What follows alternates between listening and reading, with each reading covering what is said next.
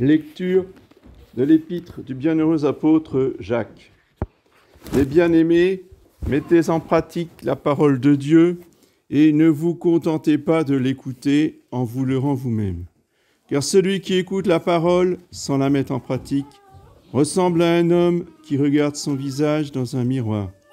Il se regarde, s'en va et oublie aussitôt comment il était. Mais celui qui considère attentivement la loi parfaite, qui est la loi de la liberté, et qui s'y attache, n'écoutant pas pour oublier, mais passant à l'œuvre, celui-là trouvera son bonheur dans ce qu'il fait.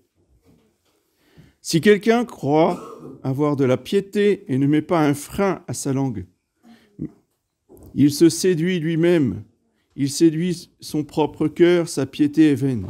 La piété pure et sans tache aux yeux de Dieu, notre Père, c'est de visiter les orphelins et les veuves dans leur détresse et de se préserver de la corruption de ce monde.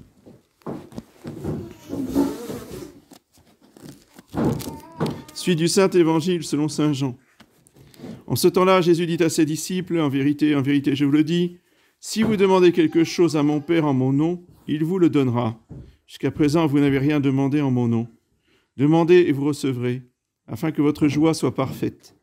Je vous ai dit ces choses en parabole. L'heure vient où je ne vous parlerai plus en parabole, mais où je vous parlerai ouvertement du Père. En ce jour-là, vous demanderez en mon nom, et je ne vous dis pas que je prierai le Père pour vous, car le Père lui-même vous aime parce que vous m'avez aimé, et que vous avez cru que je suis sorti de Dieu. Je suis sorti du Père, et je suis venu dans le monde. Je quitte de nouveau le monde, et je vais auprès du Père. Ses disciples lui dirent, « Voici que maintenant vous parlez ouvertement, et vous ne parlez plus en parabole. Maintenant nous savons que vous savez toutes choses, et que vous n'avez besoin que personne vous interroge. Voilà pourquoi nous croyons que vous êtes sortis de Dieu. »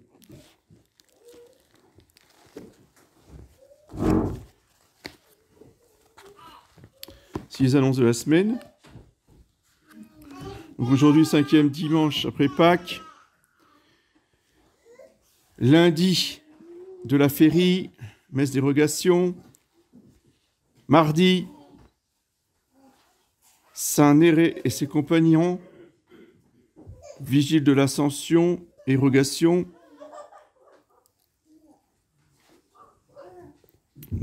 Lundi, Saint Antonin. Mardi, messe d'érogation. Mercredi, Saint Nérée et ses compagnons.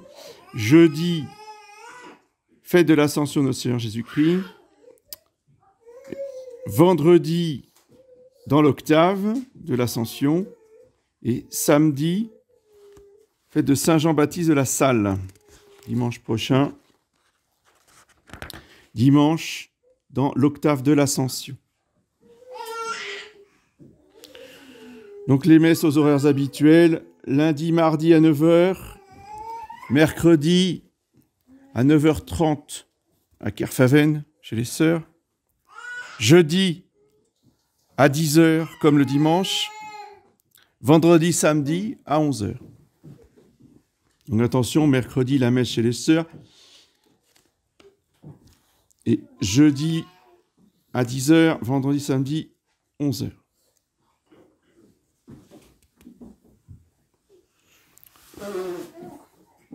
Les sœurs ont mis à votre disposition des friandises et des chapelets. Merci de faire une offrande selon vos possibilités. Il n'y aura pas de confession après la messe, car je dois partir aussitôt. Donc, exceptionnellement, il n'y aura pas de confession.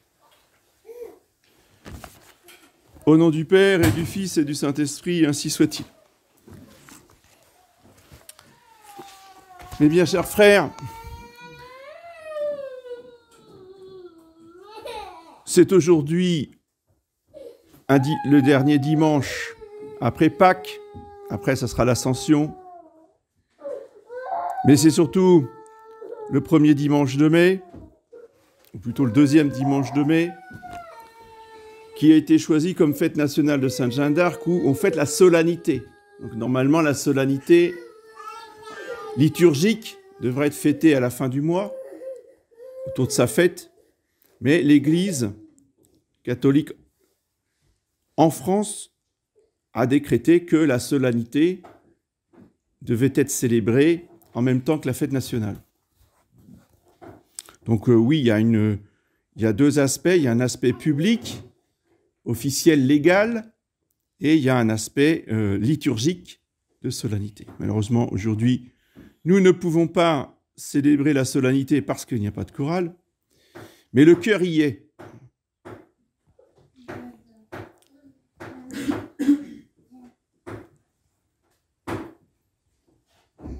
Je ferai donc un parallèle et une relation entre cette préparation à la Pentecôte et Sainte Jeanne d'Arc. Vous aurez remarqué certainement que dans les évangiles de ces derniers dimanches,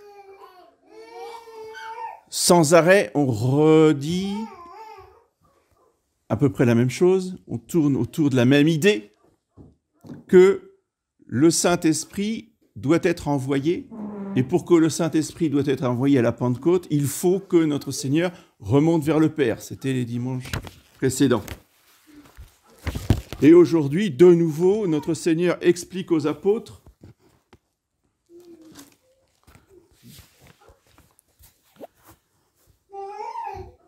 Je suis sorti du Père et je suis venu dans le monde. Je quitte de nouveau le monde et je vais auprès du Père.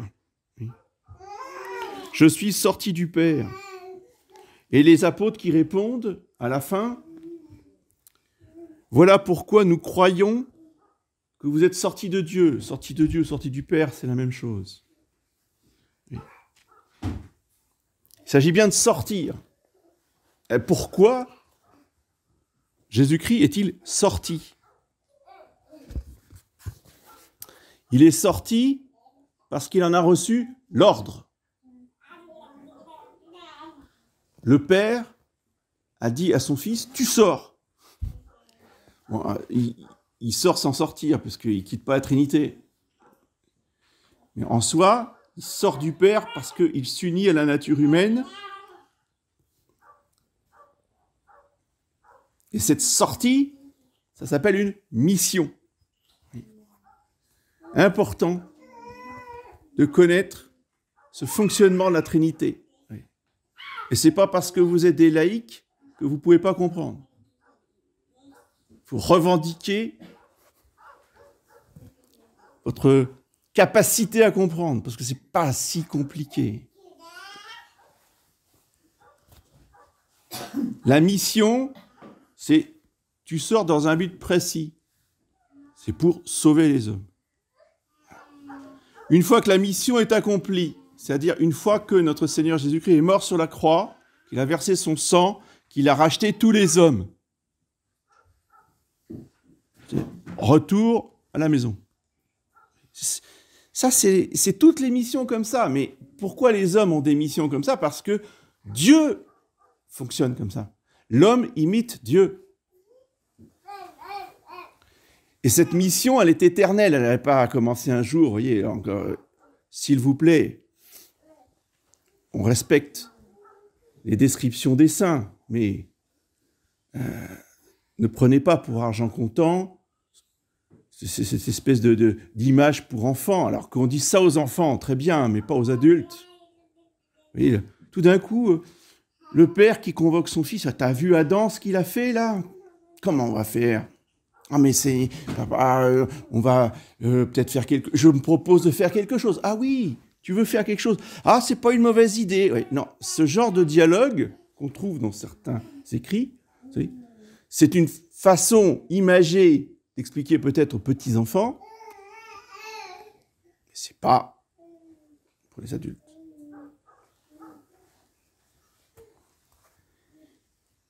Et il y a même certains théologiens qui ont imaginé que, et si Adam n'avait pas péché, qu'est-ce que Dieu aurait fait ? C'est le même genre, c'est le même style. Parce que de toute éternité, Dieu, pour qui tout est présent, Il savait que Adam allait pécher. Il allait créer un homme qui allait pécher. Il n'a jamais voulu... il n'a jamais voulu. Il n'a jamais envisagé un homme qui ne pécherait pas. Alors qu'est-ce que des hommes, aussi savants soient-ils, se permettent d'écrire des centaines de pages pour imaginer ce que Dieu aurait fait si Adam n'avait pas péché?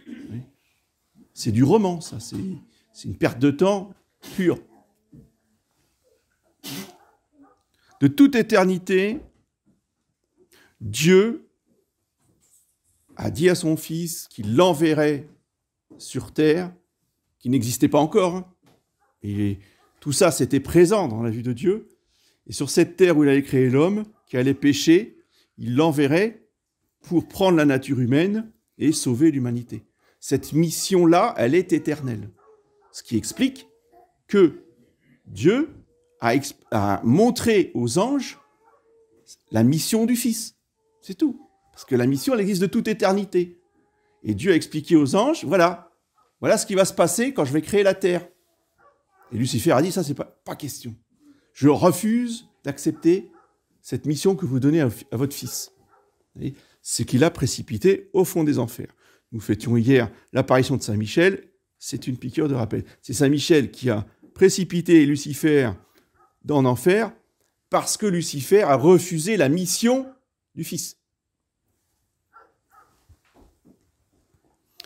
Donc une fois que la mission est terminée, eh bien, notre Seigneur explique à ses apôtres, je remonte vers mon Père. J'ai fini ma mission. Et une fois que je serai retourné vers mon Père, alors je pourrai envoyer l'Esprit Saint qui sera avec vous, qui vous expliquera les choses, qui me mettra en lumière, c'est-à-dire qui expliquera qui je suis, ce que j'ai fait. Et il demeurera avec vous jusqu'à la fin du monde. Ça, c'est la mission du Saint-Esprit.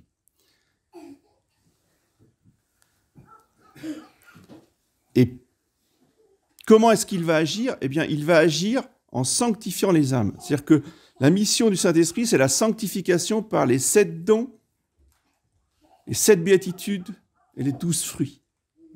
D'où l'importance de bien connaître cette connexion, et d'avoir les vertus infuses, les 7 dons, les 7 vertus, les 7 dons, les 7 béatitudes.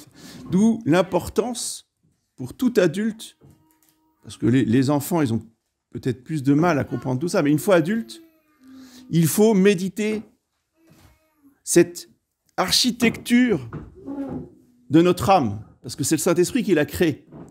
Elle est infuse dans l'âme. Elle n'est pas naturelle, elle est surnaturelle. Donc, on ne naît pas avec. C'est le Saint-Esprit qui l'a construit, commence à le construire au baptême et qui l'achève à la confirmation. Oui. Donc, quels sont les rapports entre les vertus et les dons? Quels sont les rapports entre les dons et les béatitudes? Et comment fleurissent les béatitudes en 12 fruits? Ça, c'est tout l'organisme de notre âme. Qui connaît son âme? Si je faisais une interrogation écrite, je ne suis pas certain que vous pourriez décrire toute l'architecture de votre âme telle que je viens de vous l'énoncer.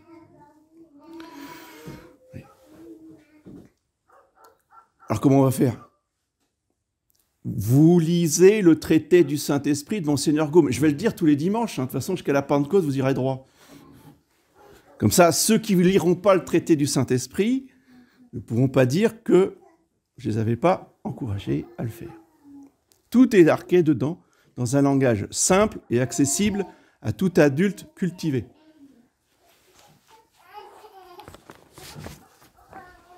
Et cette mission de sanctification par les vertus, les dons, les béatitudes et les fruits est une œuvre supérieure à celle du Fils.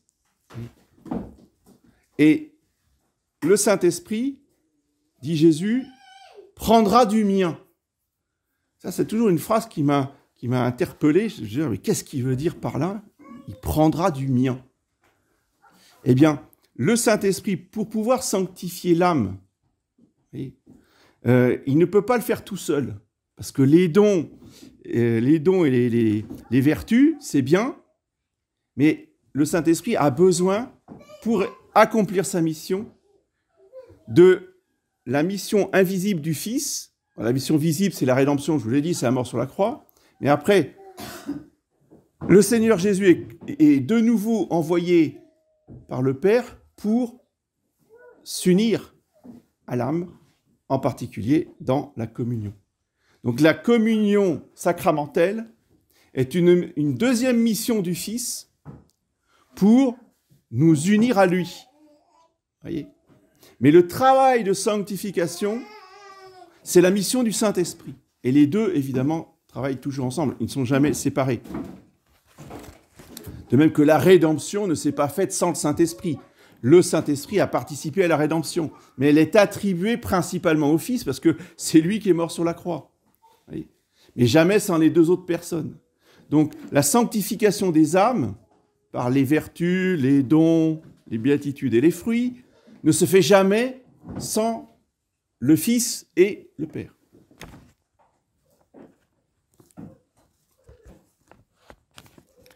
La définition que donne Monseigneur Gaume, qui est une définition des théologiens, de la mission divine, c'est une destination éternelle d'une personne de la Sainte Trinité à l'accomplissement d'une œuvre dans le temps matériel, dans le temps de la terre, dans le temps de l'humanité.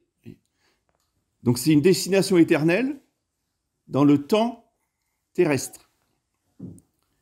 Et cette destination lui est donnée par qui ? Par la personne de qui elle procède. Donc le Père engendre son Fils. C'est une procession. Le Père et le Fils, ils engendrent pas, ils ne créent pas, ils n'engendrent pas, ils inspirent le Saint-Esprit. Une spiration. C'est deux processions dans la Sainte Trinité. Il n'y en a pas trois, hein. Il y en a deux. Parce que le Père, lui, il ne procède de personne. Le Père, il est à l'origine des deux autres. Mais il ne procède pas de quelqu'un. Donc, le Père, il n'est pas envoyé en mission. Qui voulez-vous qui envoie le Père en mission ? C'est personne. Il procède de personne. C'est lui qui est l'origine. Donc, lui, il va jamais en mission. Il est toujours au ciel, il ne bouge pas. C'est lui qui envoie en mission le Fils. Et ensuite, avec son Fils, il envoie en mission le Saint-Esprit.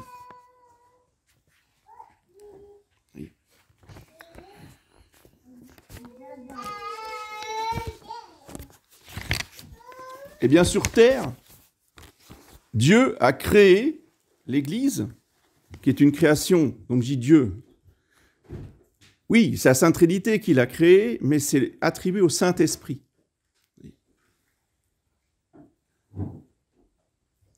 Le Saint-Esprit utilise les mérites de Jésus-Christ sur la croix pour édifier l'Église, qui est le corps mystique du Christ. De même que c'est le Saint-Esprit qui a construit le corps physique de Jésus dans le sein de Marie. C'est le Saint-Esprit qui construit le corps mystique qu'est l'Église. C'est ça sa mission de sanctification. Donc forcément, le Saint-Esprit a créé l'Église parfaitement en harmonie avec Jésus-Christ qui est la tête du corps mystique, qui est la tête de l'Église. Et Jésus-Christ, si vous voulez, fonctionne exactement comme son Père et le Saint-Esprit. Donc les œuvres divines se retrouvent dans l'Église. Et dans l'Église, il y a des missions. Et ceux qui reçoivent la mission, ils s'appellent comment ? Ils s'appellent des missionnaires. Vous voyez ? Qu'est-ce que c'est que la mission ? C'est de recevoir l'ordre pour un prêtre ou pour un évêque, de recevoir l'ordre du pape d'aller évangéliser une nation païenne. Si le pape n'envoie pas en mission, aucun évêque n'a le droit de dire « Ah ben moi je vais aller en Birmanie et puis je vais fonder un diocèse là-bas. » Et attendez, le pape il n'est pas au courant ? C'est pas possible. Ça n'existe pas dans l'Église. Vous comprenez ? il faut impérativement que le pape donne l'ordre d'aller fonder un diocèse en Birmanie. Sinon, personne ne bouge. Vous avez compris? Comme Dieu le Père. Qui va envoyer le pape en mission quelque part? Est-ce que le pape va être missionnaire quelque part? Ça n'a pas de sens ce que je viens de dire. Ça n'existe pas, ça ne peut pas exister. C'est lui qui envoie en mission, mais personne ne l'envoie lui en mission. Comme Dieu le Père, vous voyez? C'est pour ça qu'on l'appelle le Saint-Père. C'est l'image de Dieu le Père, le pape. Ah, mais s'il n'est pas là, est-ce qu'il va y avoir des missionnaires alors? Ben non. Vous pouvez mettre une soutane blanche, enfin les prêtres peuvent mettre des soutanes blanches et aller en Birmanie. Ça existe. On en voit. Mais ce ne sont pas des missionnaires. Donc, c'est pour ça qu'ils ne peuvent répondre qu'à l'appel des fidèles de Birmanie. Enfin, c'est un exemple totalement imaginaire, hein, je dis ça pour vous faire comprendre. Il n'y a que les fidèles de Birmanie qui peuvent appeler un prêtre pour leur donner les sacrements et la messe. Mais ce prêtre-là, ce n'est pas un missionnaire, il est envoyé par personne. Il est appelé par les fidèles, mais il est envoyé par personne. Vous voyez la situation. Pour que nous ayons de nouveau des missionnaires, il nous faut celui qui envoie en mission.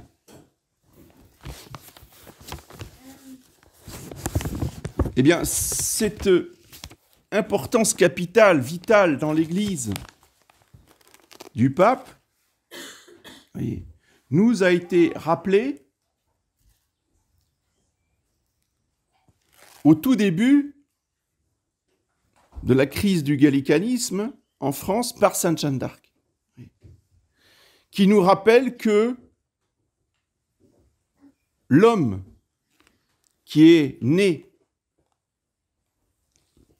d'un roi et d'une reine, donc le premier-né d'un roi et d'une reine, est désigné par sa naissance comme étant celui qui doit régner. D'accord.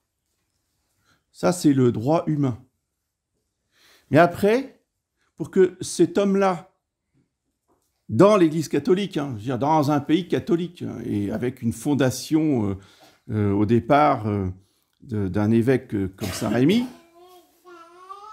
il ne peut régner que si le pape lui en donne la mission, par l'évêque de Reims, par le sacre. Tant qu'il n'est pas sacré, il n'est pas roi. Et c'est ça la grande mission de sainte Jeanne d'Arc.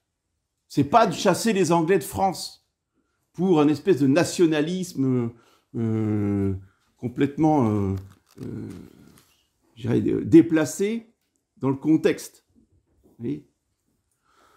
Chasser les Anglais, c'était une condition nécessaire. Il fallait qu'ils s'en aillent, d'accord, mais c'était pas ça sa mission à sainte Jeanne d'Arc.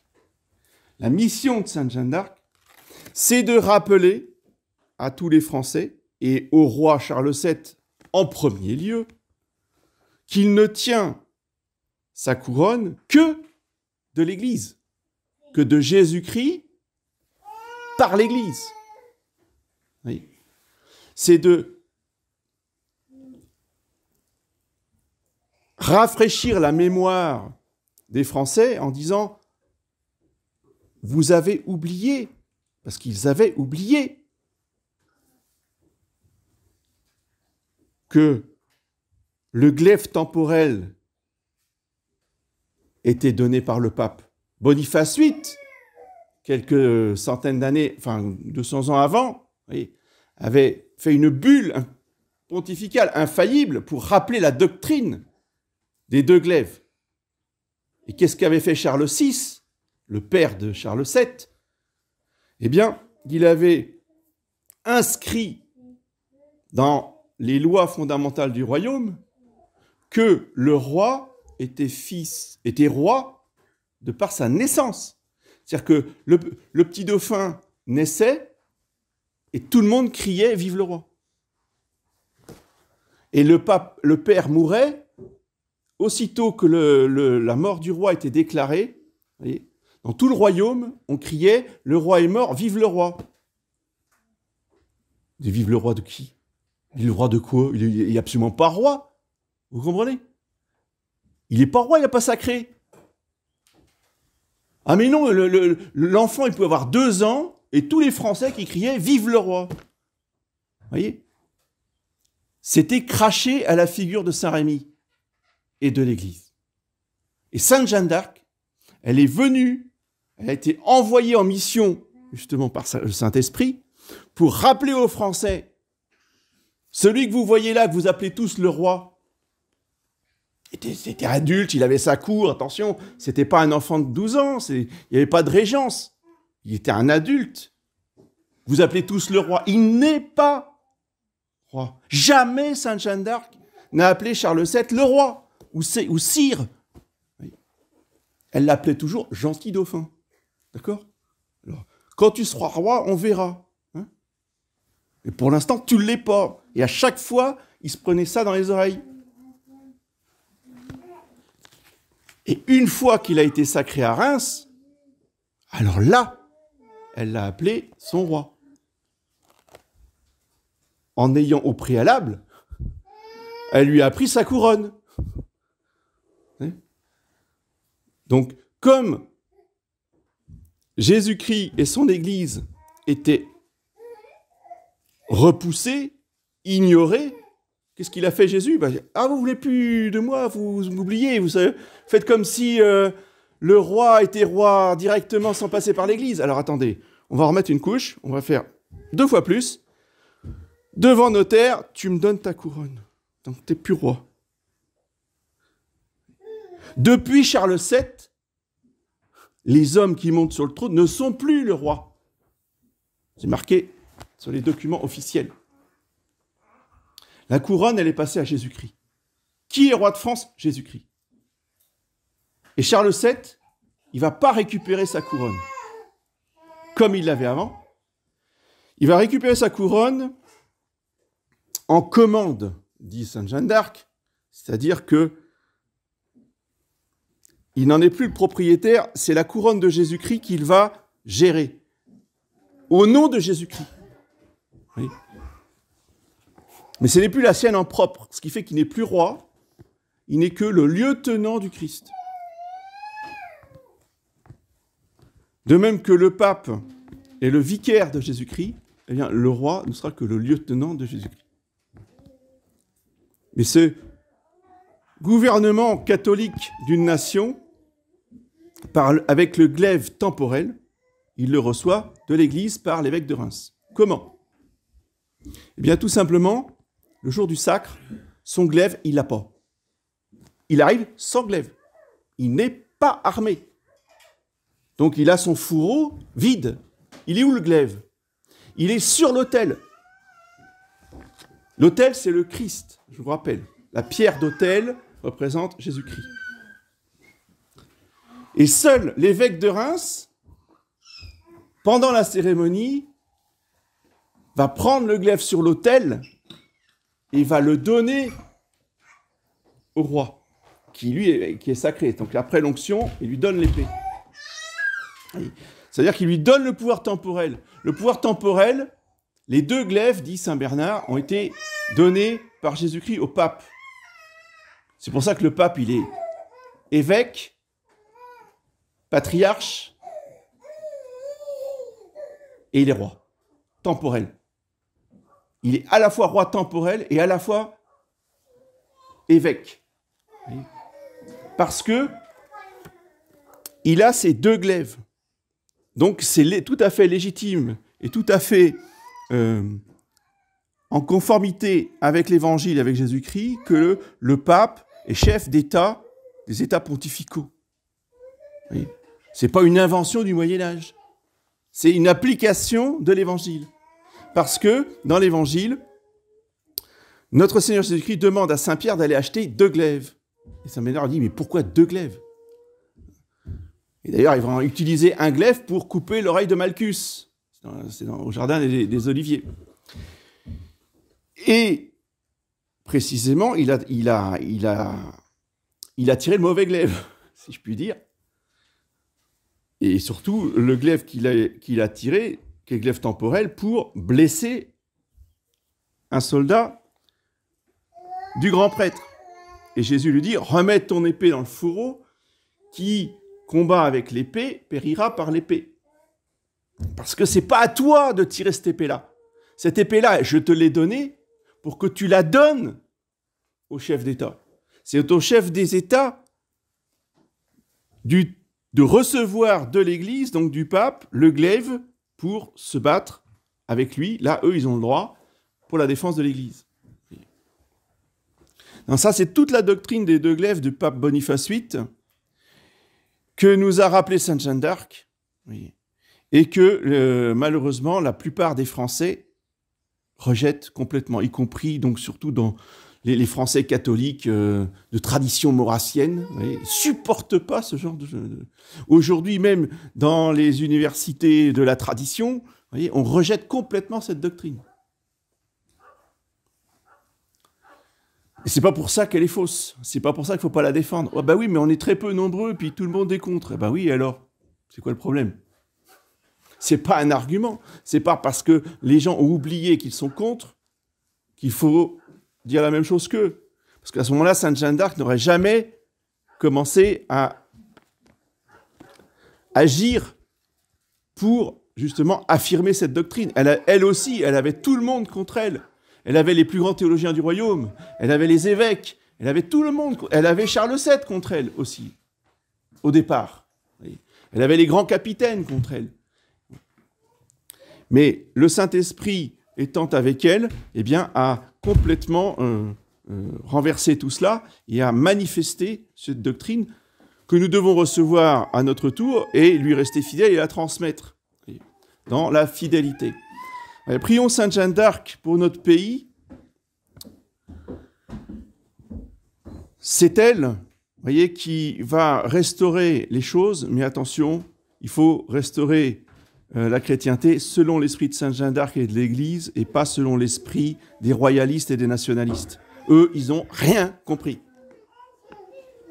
Et c'est ça le danger qui nous attend dans les années à venir. On va nous servir des monarques nationalistes et tout ce qu'on veut, qui ne seront pas les lieutenants du Christ.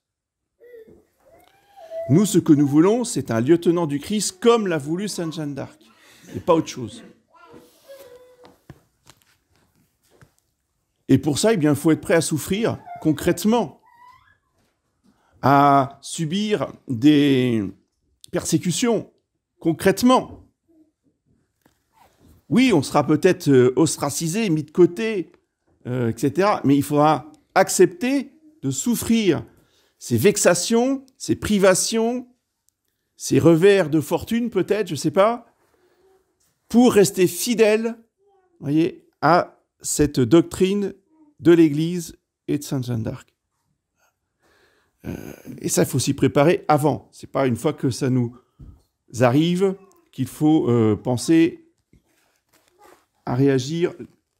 Il faut anticiper ces tentations et ces persécutions pour pouvoir rester fidèle le moment venu et discerner que eh bien, c'est bien la tentation en question. C'est le but de ces jours qui nous séparent de la Pentecôte, de nous préparer à recevoir le Saint-Esprit qui, avec son don de conseil, nous fera discerner la voix de Dieu, qui nous fera discerner les erreurs.